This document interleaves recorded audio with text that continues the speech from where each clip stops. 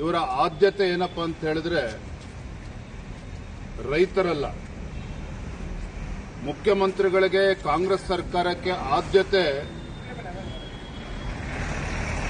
ರಾಜ್ಯದಲ್ಲಿ ಬಡವರಿಗೆ ಮನೆ ಕಟ್ಟಿಕೊಡ್ತಕ್ಕಂಥದ್ದಲ್ಲ.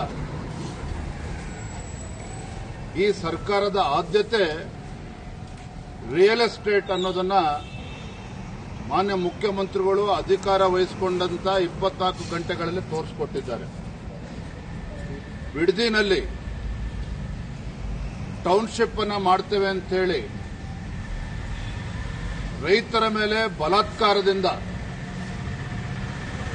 ಅಕ್ರಮವಾಗಿ ಜಮೀನನ್ನ ಕಸಿದುಕೊಳ್ಳೋದಕ್ಕೆ ರಾಜ್ಯ ಸರ್ಕಾರ ಮುಂದಾಗಿದೆ.